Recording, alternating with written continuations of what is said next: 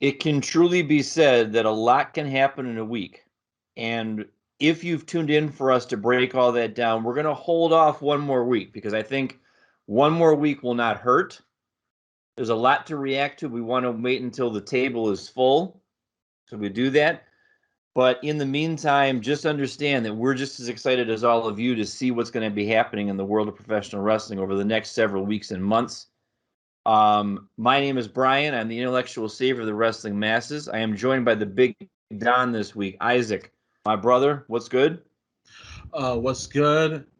I'm having a great time. Thank you for having me. Shout out to Cleveland, who's on SmackDown right now. A couple of my friends got on TV right next to Edge. So shout out to my friend Oscar and Kim. Congratulations on that. Excited to get into what we're going to get into. I'm ready for this. Let's go. Shout out to friend of show Frank, who's also sending me pictures of Finn Balor throughout the evening. So thank you for that, good sir. Absolutely. Um, Welcome to Wrestling with Egos, the lean, mean, wrestle talking machine. We figured that tonight, since it's a two-man power trip once again, it would be a good time to get back into some deep dive action. And I gave the big Don a choice earlier this week. I said, sir, I'm going to give you a choice of two pay-per-views from back in the day, and you need to tell me which one you would like to do a deep dive into. The two that I gave him were Judgment Day 2000 and SummerSlam 2014, and he ruminated on it, and he thought about it, and he thought a little more, and then this afternoon he said, well, Mang, here's what I want to do. I want to do Judgment Day 2000, and I was really happy you said that. Can you give me some reasons as to why you decided to go with that one over SummerSlam 2014? I went back and I looked and I thought to myself, this is the, for those that do not know off the top of your head, this is the Iron Man match between Triple H and The Rock, Rock being the title holder at the time. And we all know what happened at the end of that. We saw the reemergence of one Undertaker in a different style of Undertaker. And I thought about a couple of the matches going into it, and I started looking at people that were there, who they were wrestling, who it was, and I'm like, I kind of like this a little bit more than the other option. And then I kept saying to myself, wow, all these people that are in the other option are now in another company or have passed on. Yeah. And then I kept looking like, wow, I can't remember. I miss this person. I miss this person. And I miss just the way that they wrestled, how they did it. And just that era. I know that was 21 years ago, and it seems completely like a lifetime ago with that, and it does seem like a lifetime ago, but some of the players are still in it, which is amazing that they've lasted this long. But again, to that display, I just say, I'm excited. I'm excited about that more than the other. And for brevity's sake, I'm glad you did pick Judgment Day 2000 because there's only 6 matches on the card. And that's something I forgot about when I was doing the research for this. I forgot that the card was that short. But there's something to be said for that. You don't have, 12, 13 matches to sit through.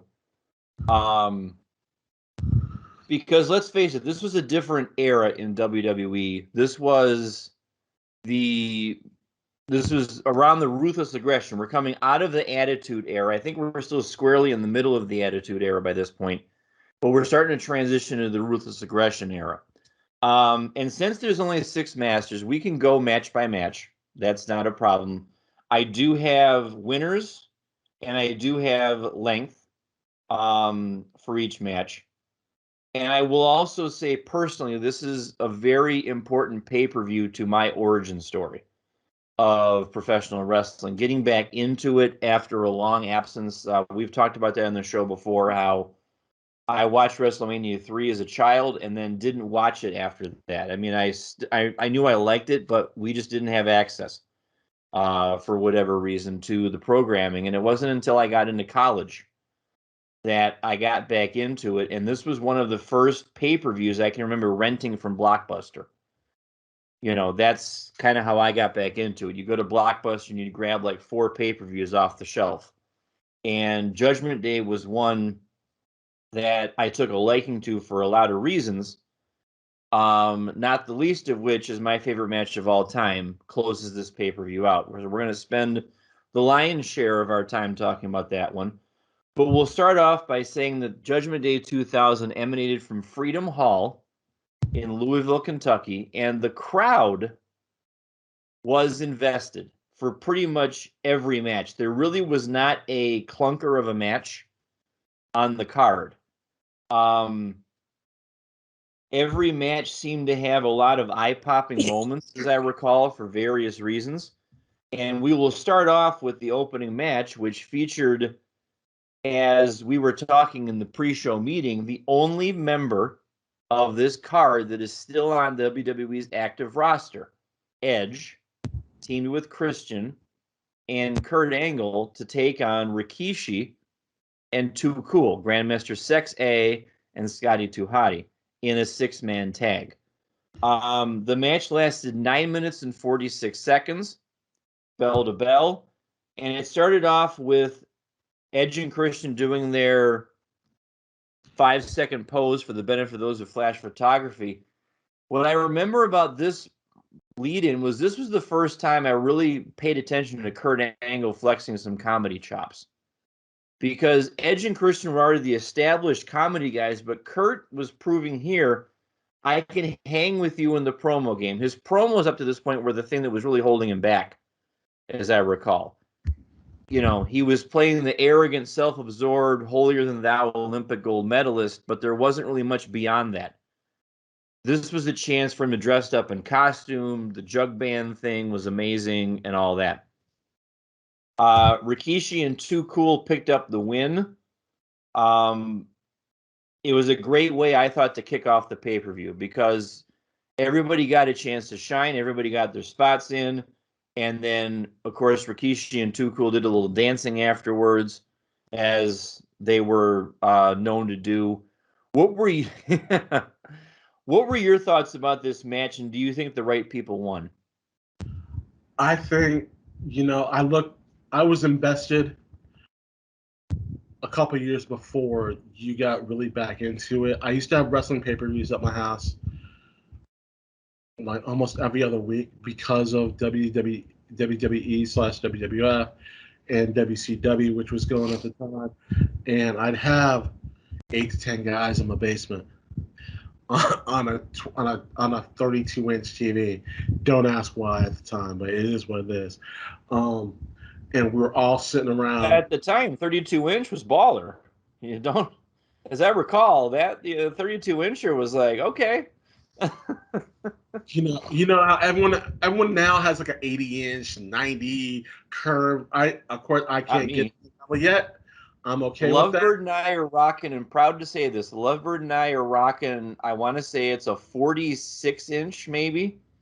And that's just fine, because sometimes they say, why don't you get a bigger TV? And I'm like, because it doesn't make sense in our living room. Where we have it oriented, you know the nook that I'm talking about. Absolutely. If I went to a 60-inch or a 72-inch or whatever, it wouldn't fit. We have to rearrange everything, and I'm not about that. I'm going to keep, it's perfectly fine. Nobody has a problem watching TV when they come over. My one in the basement's 46, so I am with you 1,001%. But I had about 8 or 10 guys over. We were doing the same thing that we do at your house. We just didn't write it down. I look at everybody like, yo, who you got? And everyone would say who they got. We'd sit here, we'd talk, we'd have pizza, we'd trash talk The Rock, we'd trash talk Austin, we would trash talk everybody. It just was fun. The right people won because that match was just supposed to be a fun match. And you sit back and you enjoy it for what it was. Edge and Christian and Kurt Angle were just the butt of the joke. And they put on a fantastic match. But, I look back at Grandmaster Sexay, going to the ring, doing all this, and the Worm and Rikishi, backing it up, being a fantastic dancer. Too Cool always annoyed the crap out of me. I never Go ahead. Floor's yours. I never could get with them, and the fact that Scotty's finishing move was the frickin' worm. I know. I mean, I just like this is god awful, and I was not nearly the connoisseur of wrestling that I am now, or like to think that I am. Okay. You know, where I can distinguish like I can distinguish Kenny Omega being up here and somebody like Santino Marella maybe being all the way down here. I didn't think like that back then. But I knew back then I'm like Too Cool is just not. You thought they were trash, right? Yeah, basically. I mean, they were one of the first ones on at that point when I was watching. Like every time they came on, I'm like, what is the point? It's the. I mean, we all sit here talking about WWE and World Wrestling Entertainment. That part in that era was the entertainment part, and I get that now. You can't have not every match can be a 5-star classic. You need palate cleansers. You need a way to come down from something, or in this case, you need something to establish, like to get the crowd invested. And we can see this now for what it was. It was the entertainment, and yes, it did work. And for that period of time, what they were doing worked and got over in the crowd. And you could say it has very similar to what the New Day were doing. Yes. I mean, in the aspect of the entertainment part, the New Day can turn manure into sunshine. Mm-hmm. And with what they do and how they do it, just for the fact that these guys are dancing in the ring and doing the worm and, backing it up and, and everyone. You make a good point. If I'm all in on the New Day, then why wouldn't I be all in on Too Cool? I don't know if it was the presentation of it, or I'll go ahead and go there because I don't usually go there. I wonder if it was the fact that it was two white guys trying to act like something maybe that they weren't. I wonder if that was part of it. It could have been it, but that was subconsciously. I'm not saying I was thinking like that as a 24-year-old, but at the time. But knowing what I know now about things, we'll just leave it at that. All right. That could be part of it. Why is Austin so successfully? It takes the volume and turns it up a little bit. It's him. It's himself. That kind of thing. Why is Randy Orton so successful? And we could go on and on down the line. Too Cool to me just came off like we're trying to play a character. And you really don't believe it. And I'm sure they believed it, and I'm sure they thought, okay, this is our ticket to get over and stuff like that. And they were over. It was clear. Oh, yeah, damn over. But maybe, looking back on it now, that's part of the reason why I just didn't. This is the part I was always fast forwarding, as I would watch it back. Right. However, the next match, there was no fast forwarding because the next match was the coveted European Championship match, a triple threat between Dean Malenko, Perry Saturn, and Eddie Guerrero. Shout out. This match lasted 7 minutes, 57 seconds. I don't remember who came in as the champion, but Eddie. It was Eddie. Okay, and Eddie did retain. Yes. And Eddie, at this point, was already coming to the ring with Chyna, the Latino Heat version of Eddie. Also, shout out to Chyna. And of all of the radicals, I thought Dean Malenko might have been booked the worst of the four of them. Because I'm beginning to understand now. Perry Saturn we can argue about till the cows come home, but I think Dean Malenko was booked worse. At least Perry Saturn was featured in storylines.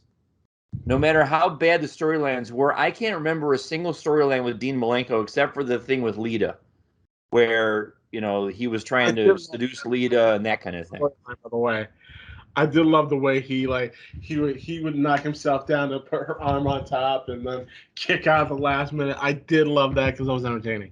Don't get me wrong. But go ahead, please. But this was along with the Intercontinental Championship match that we're going to talk about later on, this is your technical showcase. I mean, there was 2 matches on the card that I think were technical showcases where, you know, and it bears repeating that all 4 of the Radicals, you know, Saturn, Malenko, Benoit, and Guerrero, were technical masterpieces.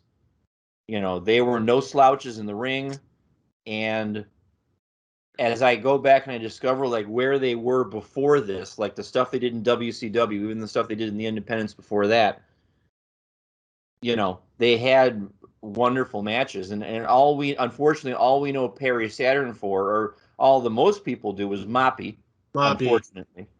And all we know Dean Malenko for is, you know, outside of WCW, is the questionable booking here. But this gave all of them a chance to shine. It did. I was watching that match, and you know, you hope that everyone is on, and you could tell Eddie put forth a fantastic match, but he was off on a couple spots.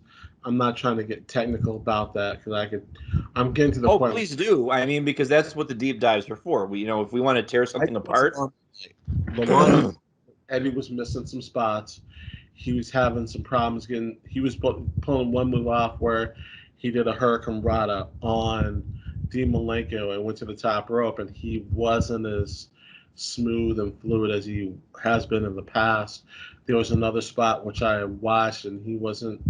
I think he was a half step behind that day. I don't know, but I'm nitpicking, but that's what we do. At the same time, I could tell he wasn't fully on, but he was. But even at 75%, he's still 100 times better than a lot of these wrestlers that are out today, and that's saying something.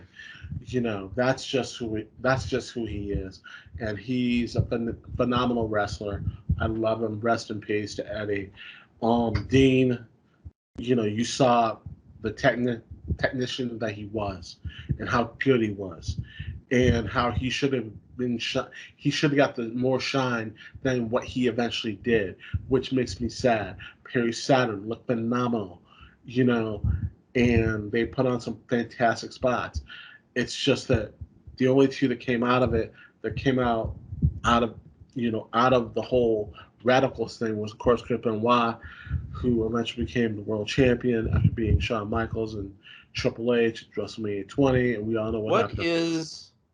Is Malenko working for AEW now, or is he working with WWE behind the scenes? He is AEW at this time. And okay, I was going to say, because I know he's doing something, because every so often he'll show up on TV, or he'll show up on an episode of like Being the Elite. Like there's been a few times where he's been walking by and stuff like that. If you don't know, Dean Malenko is currently working at AEW, and they had a couple spots with him where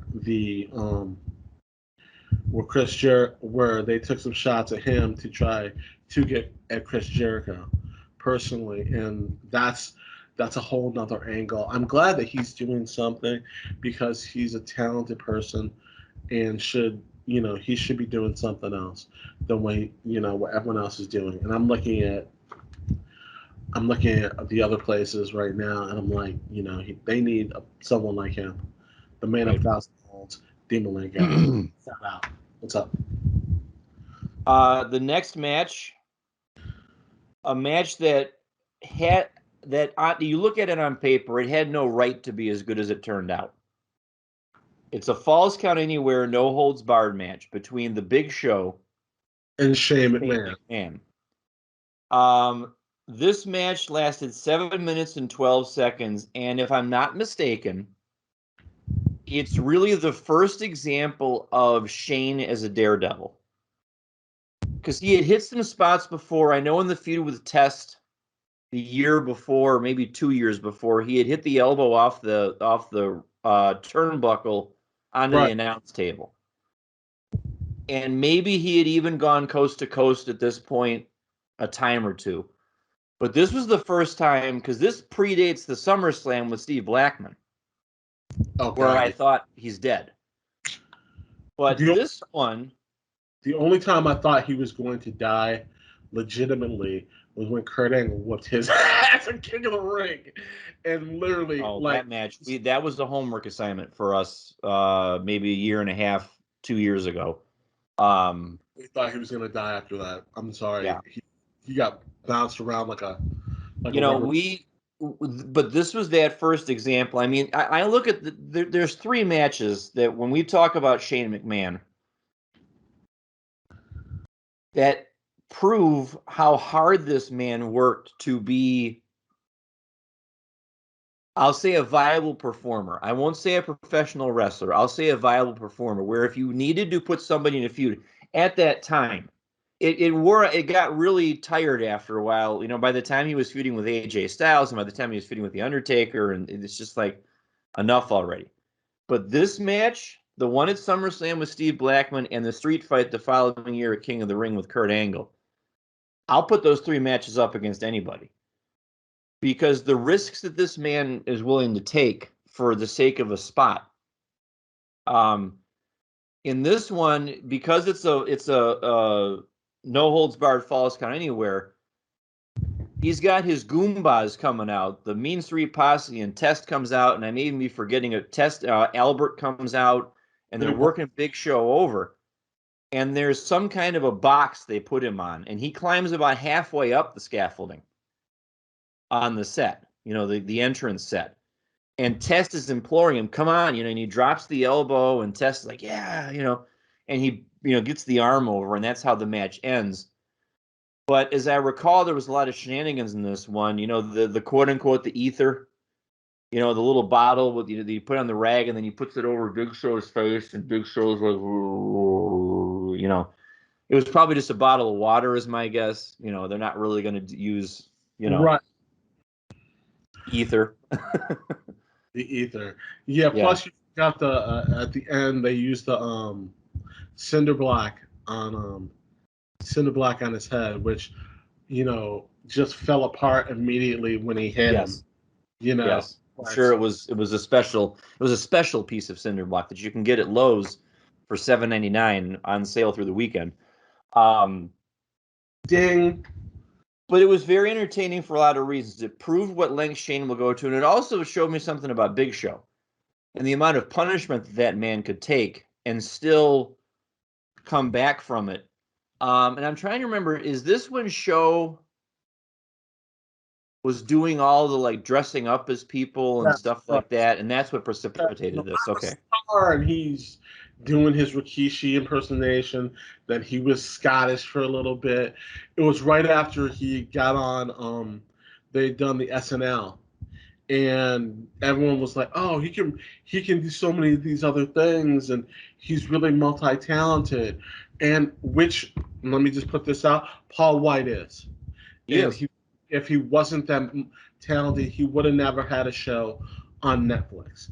If you haven't seen it, check it out. It's a really cute show, and it's really endearing. I give him a lot of credit for doing that, because he is not only a talented wrestler, but he is a talented performer, acting as well. So that's what I have to say about that.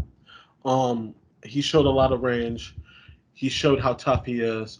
It shows you just can't throw 25 guys at a guy that's the size of Andre the Giant, and it's going to be all good, because it's not. You just can't beat a guy that's 7 foot whatever. I think he's listed as 7'4". He may be taller than that, but we all know he's over 7 foot.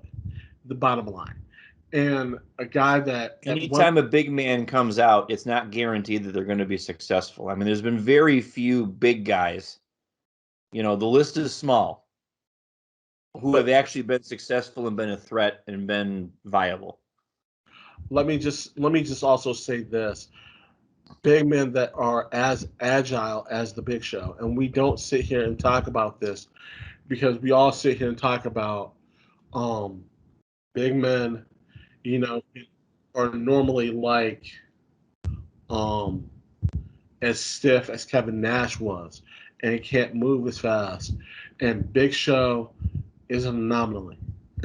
Excuse my language. Guys like The Undertaker should move the way they move. Another example is Keith Lee. He shouldn't be able to do the stuff he does for a big man. And for a guy like Big Show to get up on the top rope and not hurt himself or hurt the other person he's with is phenomenal. And he's done that in the past. Andre the Giant was able to do that. I know Keith Lee can do that. Yep. And not to highlight these guys, it's just a shame on WWE or whoever the promoter is that they're working with at the time. That's all I'm saying. So, and I suppose if you want to get technical about it, you could say that the Shane and Big Show match was really the worst of the 6. I'll make an argument that the 5th match of the night was the worst of the 6. We'll get to that here in a minute. But the 4th match of the night is one of the best matches of the night. It's a submission match for the Intercontinental Championship between Chris Jericho and Chris Benoit. And their rivalry is one of my favorite rivalries ever. Because these two guys, just laid the wood to each other. When they were in the ring, to the chops and the slaps and the submissions and all that kind of stuff. This match goes the second longest match of the evening. It goes 13 minutes, 27 seconds. Again, don't remember who came in with the championship, but Benoit won the match. I can't remember if he retained. I think it was Benoit that came in with the belt. Okay.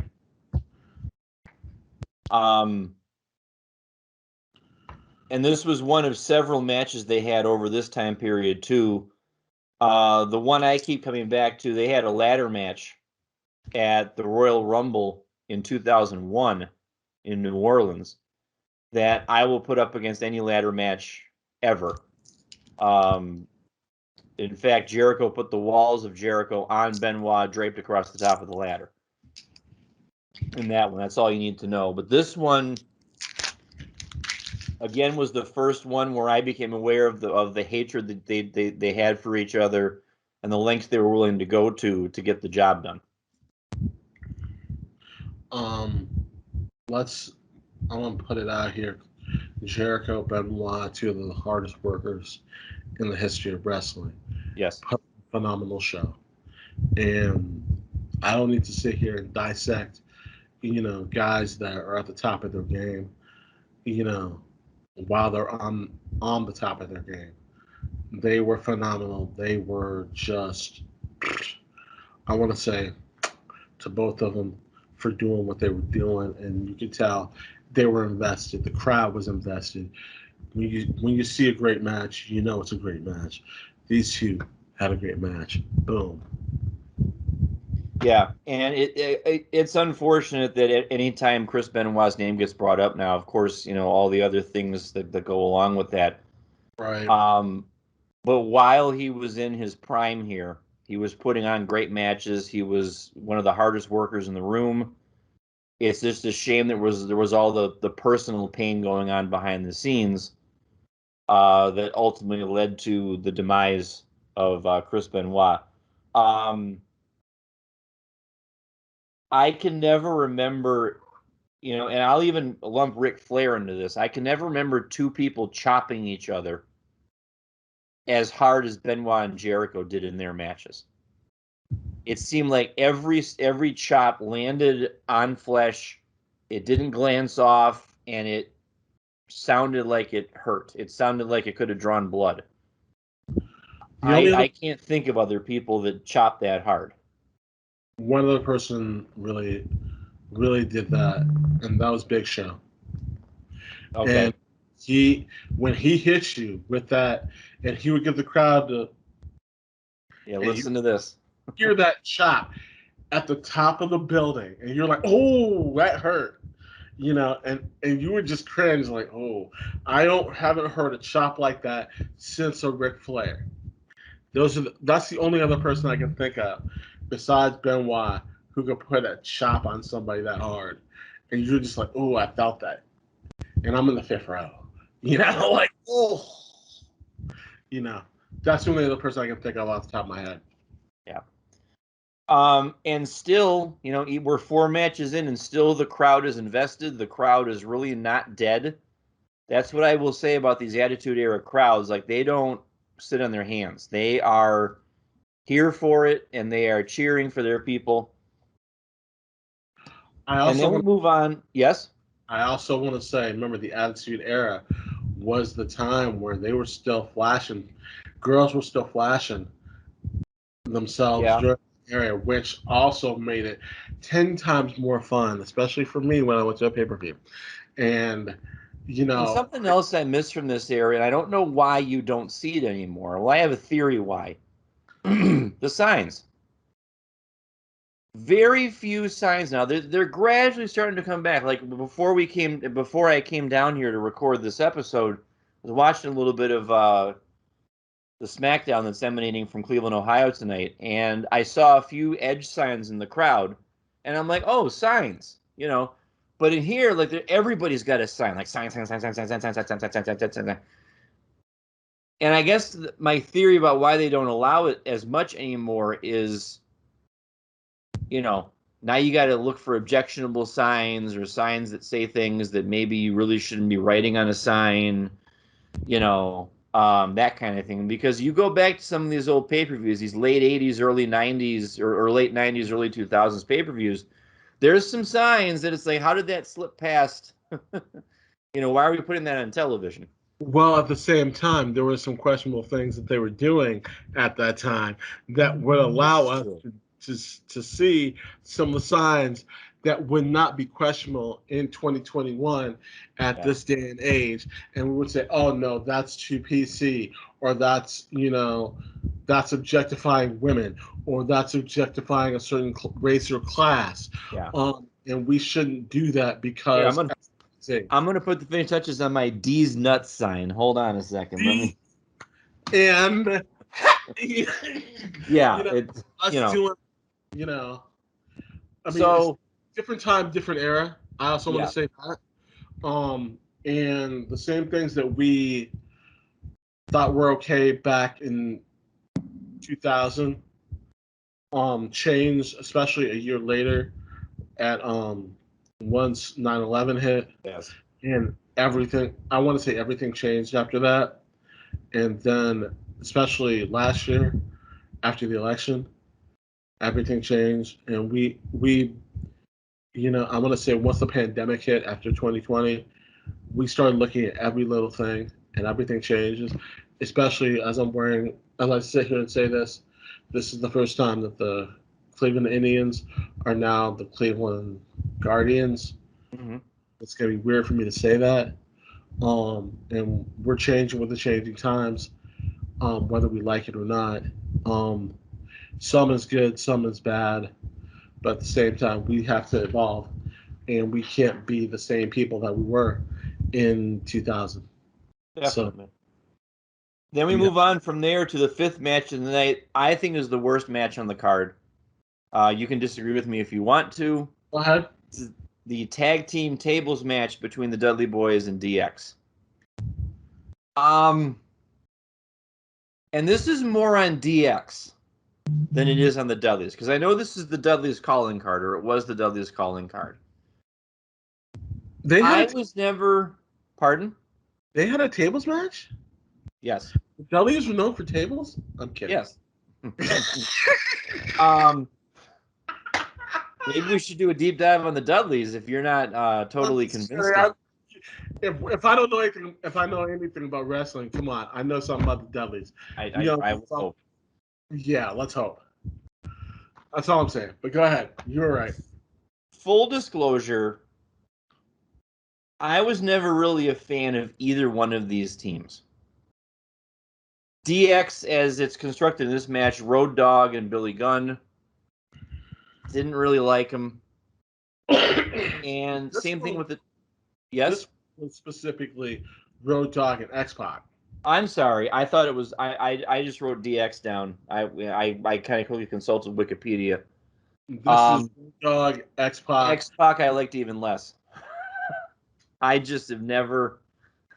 Personal opinion, I'm sorry. I've just never been an X-Pac fan. Great athlete. Go ahead. I'm sorry. Great athlete. But just something about him never quite clicked for me. And then the Dudleys, same type deal. But then again, and you know, Patrick's going to give me a receipt for this, I'm sure. 96% of the people that came out of ECW, I don't really. It's just not. It's not for me.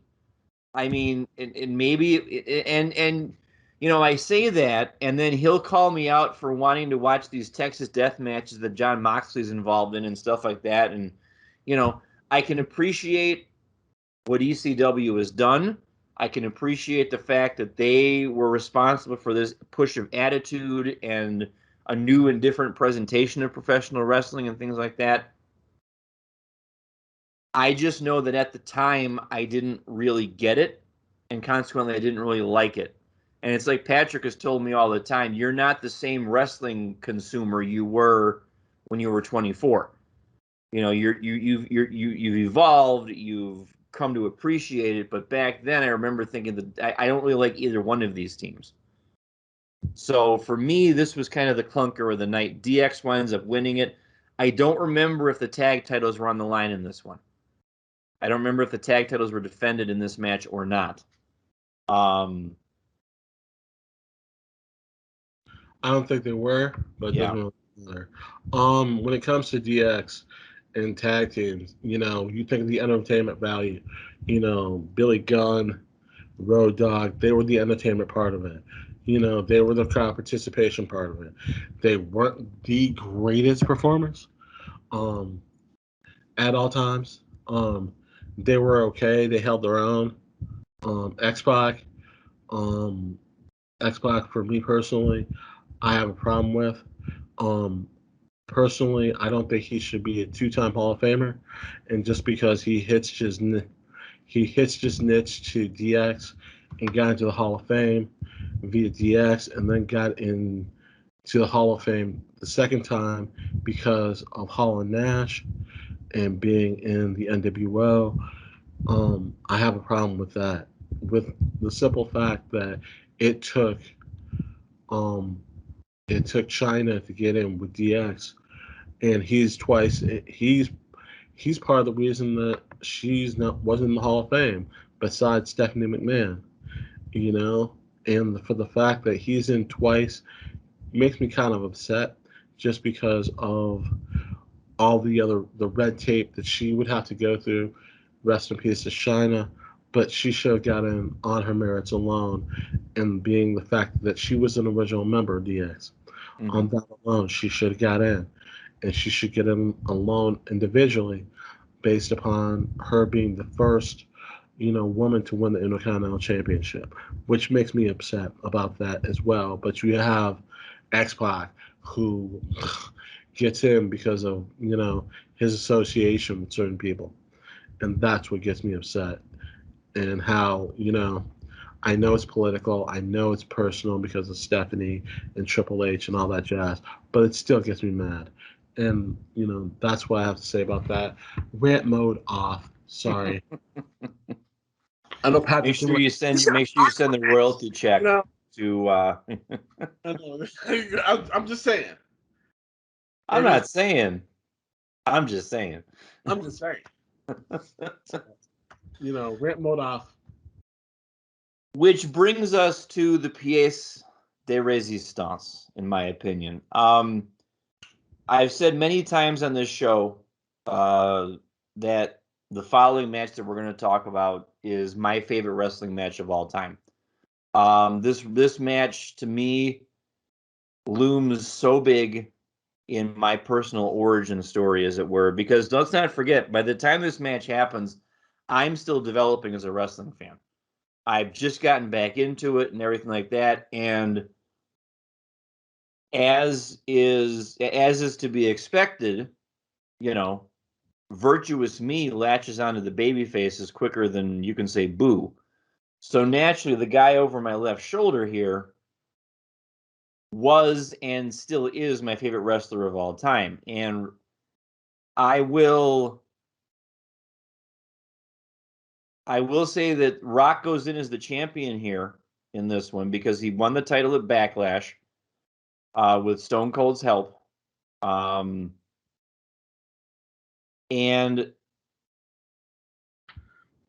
this is one of the reasons I love Iron Man matches so much, is because of this match too. I had never seen an Iron Man match before this.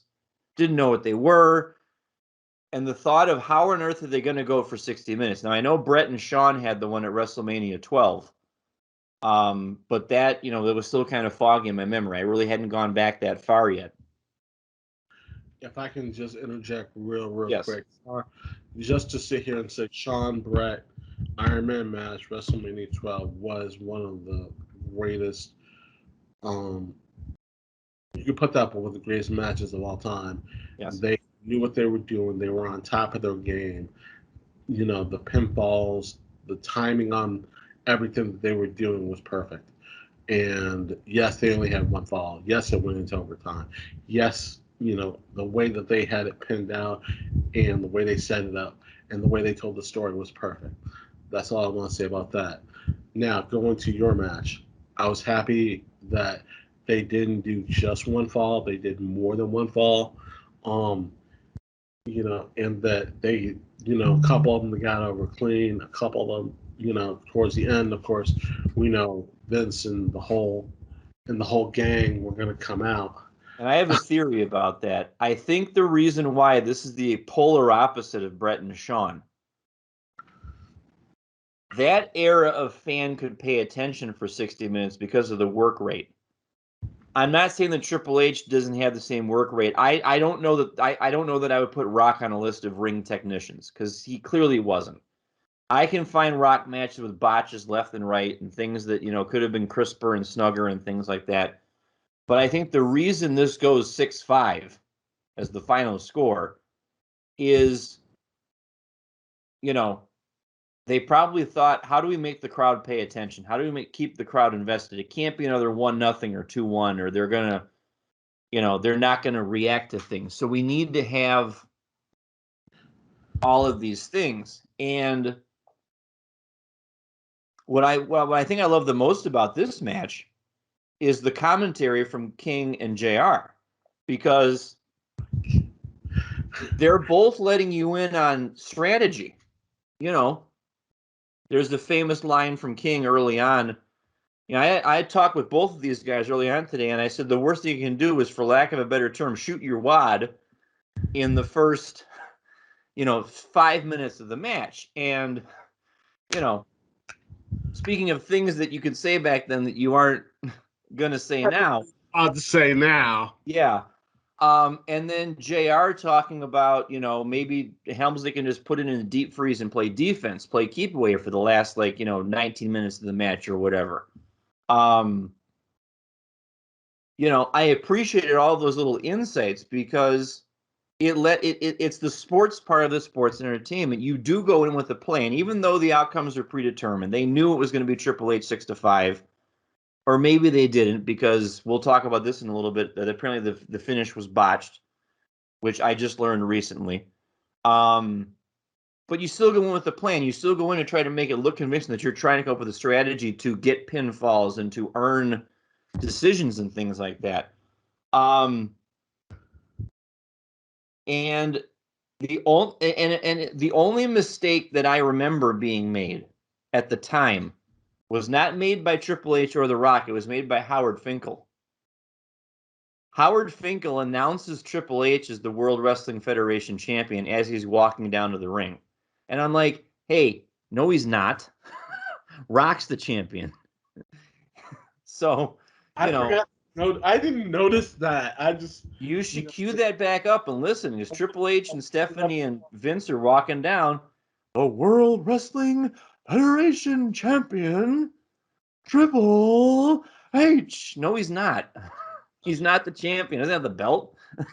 There was one other time that I remember an announcer botching something so badly, and I think it was right after WrestleMania 3, and Ricky the Dragon Steamboat was the world champion. It was the first time he was on TV with the belt, and I think the announcer was so used to saying Macho's name as the Intercontinental Champion that Macho was champ for 4 years or something like that, something crazy like that. And then in the mid sentence, someone must have hit him he's not champ anymore. You know, like he stopped and he's just like, oh, damn, I messed up. But that's the only time I can think that was that big of a flub. But it's just this notion that, they're talking about cardio, and Jared's like, I looked this up. The longest The Rock has ever wrestled in his career is 30 minutes, and that was Fully Loaded 1998 against Triple H. And I'm thinking, yeah, well, how is he going to go for 60 then? And that kind of thing. And that's where you get the DQs and the stuff like that. And at the time, a part that we haven't mentioned yet is the special guest referee for the match is Shawn Michaels. Shawn Michaels did one of the best special guest refereeing jobs I've ever seen. He wasn't biased towards anybody. The whole thought was he's going to be biased towards Triple H because they're buddies with that, but he didn't. He called it right down the middle. It's one of the few times that when somebody says, I'm going to call it right down the middle, and they actually do. He yells at Hunter for... Yeah, he yells at Hunter for keeping the action outside the ring. He finally goes over to the announcer and says, I'm not counting him out because we're just going to be... we're just going to keep adding falls onto it. Why bother double counting them out? It doesn't matter, And his explanation at the end, due to outside interference from The Undertaker, Triple H wins the fall and the match. I mean, that was perfect. And then there's bonus content on the VHS. Inside information of an interview backstage with Shawn Michaels. He's like, I don't know what you people want from me. They asked me to count the pinfalls. I counted the pinfalls. They asked me to disqualify them when they used a weapon. I did that. I don't know what everybody wants me to do. I can't. I do the right thing, I get denigrated. I do the wrong thing, I get denigrated. I don't even know what I'm doing here. That kind of thing. And it was the perfect answer. I did what you wanted me to do. And I will say this, as many times as I've watched this match, people say, is there, you see that question on Twitter, is there a wrestling match you've watched more than 100 times? Yes, this one. Every single time I watch the match, the final 5 minutes, and I'm getting them right now talking about this, I get goosebumps all over the place. Because the final 5 minutes are set up so beautifully that I can't even figure out where the botch was supposed to be. And apparently the botch is that Undertaker was supposed to choke slam and tombstone Triple H after the buzzer sounded. So that it was tied and you went to overtime. But I guess the question comes in, why are you going to have the heel go over in a match that's designed to have the babyface go over? But I don't even know if that's necessarily a botch because Triple H and Rock were hot potatoing the belt around this time. I think they were champion at least 3 times over the course of that 6-month period before Angle won it at No Mercy in the fall. But that final 5 minutes where, at the beginning of the match, Triple H sends the McMahons away. I'm going to do it myself and it's all about me. Okay, fine. For 50 minutes, it was all about you. Then the McMahons come out and they got, DX with them and stuff like that and the Stooges and all that kind of stuff. And he's fighting them all off, and then you hear that music, that vignette that's been playing with those 3 little girls around the fire. Now I lay me down to sleep, chair shot. I pray the Lord my soul to keep, sledgehammer. And if I die before I wake, kick to the groin. I pray the Lord my soul to take. And then they all lean into the camera and they go, he's here. And the Limp Bizkit theme, no, the Kid Rock theme plays. At that time, that was Kid Rock, American Badass, which they did not put on the WWE Network for $9.99. Sorry. Right, well, not anymore. Now it's the Peacock Network, also for $9.99, which gets you. Yeah, exactly. Which they didn't put on the network at the time. I don't know if they got the rights to it or not, or how that worked. Doesn't really matter. But the way that he came to the ring, with the music, the bike, the new look, the different look than him coming out as the Undertaker, but this is the American Badass Undertaker. This is the I'll Make You Famous Undertaker. You know, that different look, which also regenerated his career, I want to say, because he couldn't go and do that same shtick that he'd been doing for I agree. 20 years.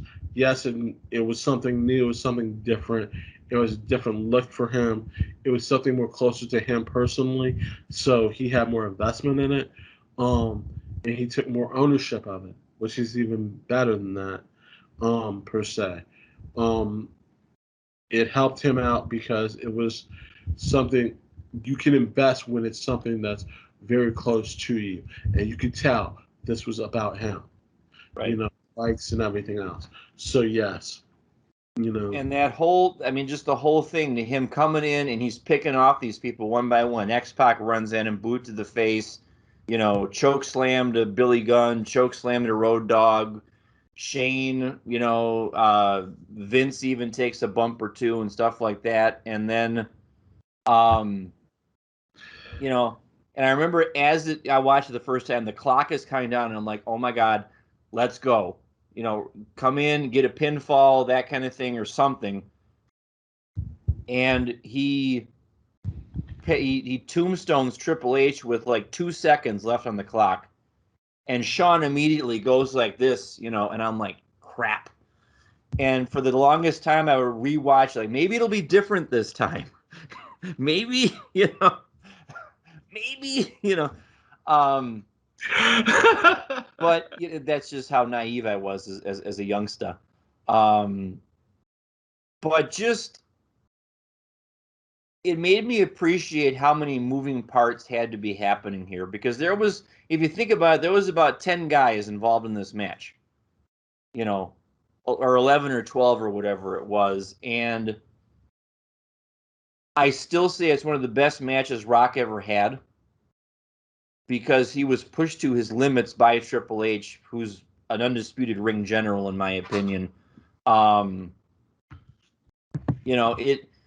If you're going to make me give it a grade, I'm going to say A-, because I know now about what the finish maybe was supposed to be, or what speculation around the finish should have been. Right. But it's still, Pat Patterson said it best. Iron Man matches aren't for everybody. You can't have one person that's great and one person that's so. Both guys have to be up to the challenge. That's why Bret and Shawn's Iron Man match was so great. That's why Brock Lesnar and Kurt Angle's Iron Man match was so great on SmackDown in 2004, I think. I know what you're talking about with that. But here's the other thing. Not many, let's just be honest, there's not that many guys that are in this business that can go a full hour and not, sit there and look visibly as winded as, guys would be. I kept looking back in the day and you kept saying to yourself, like a Rob Van Dam could do that, go a full hour. But somebody like the Godfather couldn't go an hour. You know what you look at the the part of the cardio part of it. It depends. You would never think Dusty Rhodes could go that long, but he did. many a night with Ric Flair, with the size that he is, the way he moved, and could keep up that type of energy throughout the entire. If you were going to do one now, and it doesn't matter what promotion they're from, who would you have face off in one, and why? That's a good question. We'll kind of put the ribbon on all of it with that question. With that question, I think right now, who I would like to see,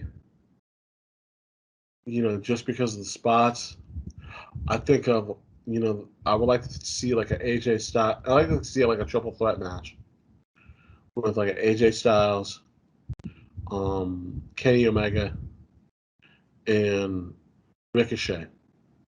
Yeah, they could. Styles is the guy that came to mind immediately for it. You know who I also think could go an hour with no problem? Is the real rock and roller. Finn Balor could definitely go an hour, sir. Your boy Finn Balor. Yeah. I think he can go. I think Adam Cole could go. Oh, definitely. I think there's a couple other people that I can't think of right now that could probably go a full hour and do it without breaking a sweat. They just don't come to mind right now.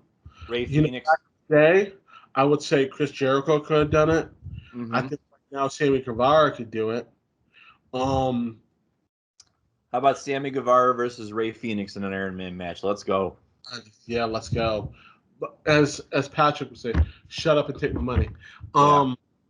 There's a lot of guys that I keep saying they can go, and I can see them doing it.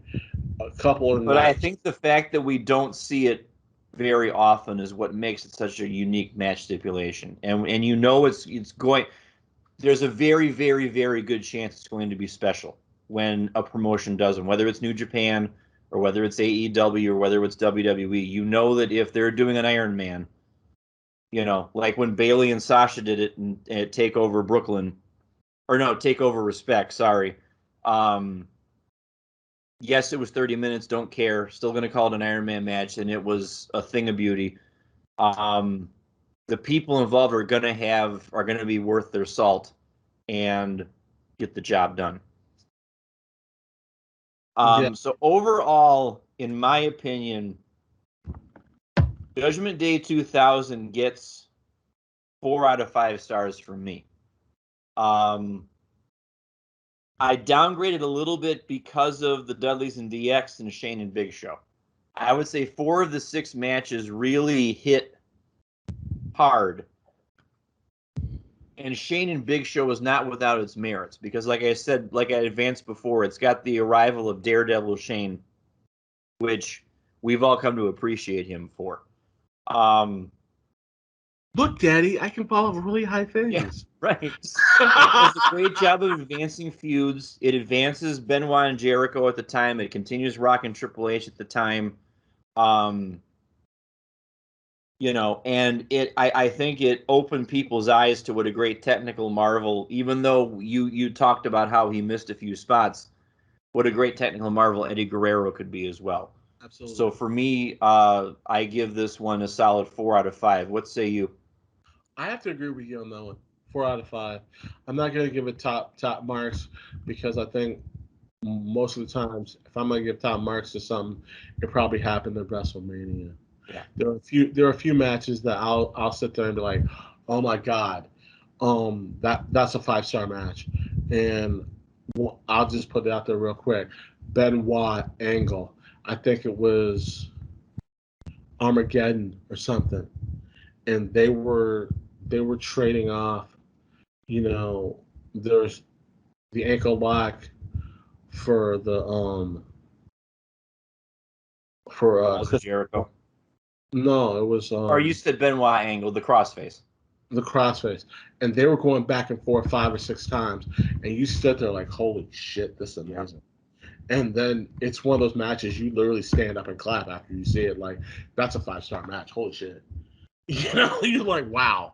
You know. I would also be remiss if I didn't circle back a little bit and say that your boys at Wrestling with Egos got it half right last week in terms of Money in the Bank. We have 2 new briefcase holders, and their names are Big E and Nikki ASH, almost a superhero. So congratulations to both of them. And Nikki, as a matter of fact, is already cashed in successfully on Charlotte at the end of Raw. I tuned into the end of Raw on Monday night because I thought, let's see how they're going to finish the show off with, you know, surprises or whatnot. And Charlotte and Rhea went to war again. And Rhea beats her up a little bit after the match to get her pound of flesh. And all of a sudden, Nikki's music hits. And I'm like, oh, we're doing this. So I'll be interested to see where they go from there.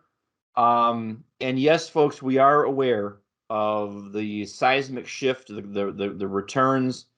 John Cena is back. And Finn Balor is also back as well. I was very happy to see him come back and get a nice reaction. And yeah, so is Goldberg. Goldberg.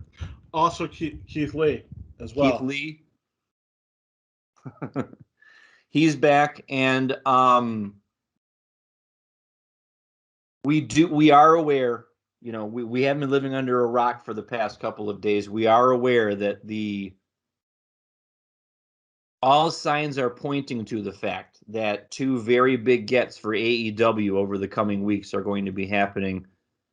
One, I will go ahead and call it because it's going to happen. Daniel Bryan Danielson, whatever you want. I'm not ready to call CM Punk yet. I want to see something definitive because I've been burned on thinking that CM Punk's going to come back before. I want to see, We all have been burned by that. Yes.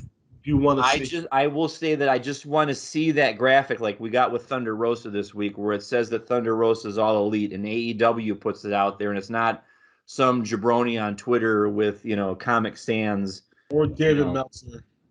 Right. And then you put three fingers up. Who's the third? I was gonna mention Thunder Rosa was official. Yes, Thunder Rosa is official. Shout out to Rosa. # friend of show. We are so pleased for you, and we wish you all the best. I know a certain women's champion that you should go after. And it would be so sweet if your first order of business as an official member of AEW be to take her out. But I digress. Congratulations to Rosa. Keep putting that work in. Before we slide on out of here, Big Don, any final thoughts for the evening? Yes, we all know we're going to have a lot to digest for next week. I just want to put that out there. I know I got my opinions. I know Brian has his. Patrick, we know, may only have one or maybe half an opinion. Like this big. But even an opinion that size from him is going to be seismic, so don't worry. It's like an atomic bomb because he's got something to say. We know that we have a lot to say about those things that are going to be coming up. But I first want to say something really quick. I'm so excited that we are back to live crowds and seeing the interactions that we have with these wrestlers in live crowds and them being impromptu and just saying stuff off the cut and reacting to the crowds. And we're getting some semblance of normalcy, getting back to what we were before, and just enjoying ourselves to what we're doing.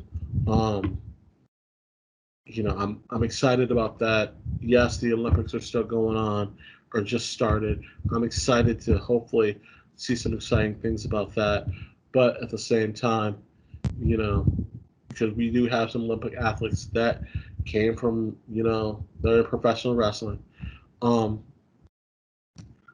It's something that we love. I'm happy that they're even in town for Cleveland. This is a big deal, and Cleveland looks fantastic. Shout out to everyone down there. And thank you for letting us be one of the first to bring us back and have some fun. And then, thank you very much. Thank you. Bring back some merch. Bring us back a little SmackDown swag. Why don't you? Yeah, we need some. I need to be at the head of the table. That's all I'm saying. Oh, geez, this guy. One shirt I want they don't have, and that's a Rod, raise hell, leave. That's what I did. I'm always starting something. Always starting something. So with that being said, for the Big Don, I am the intellectual savior of the wrestling masses, and this has been another rocking and reeling and rollicking episode of Wrestling with Egos. Thank you for checking us out. Your support means the world to us. Check us out on bit.ly/withegos. Make sure you're subscribing to us on YouTube. Make sure you're also spreading the word, telling your friends and family about, hey, I got this great wrestling show you might want to watch. Get some eyes on the product. That's why we're here. Until we meet again, be safe, take care of each other, And remember, this is why we love professional wrestling.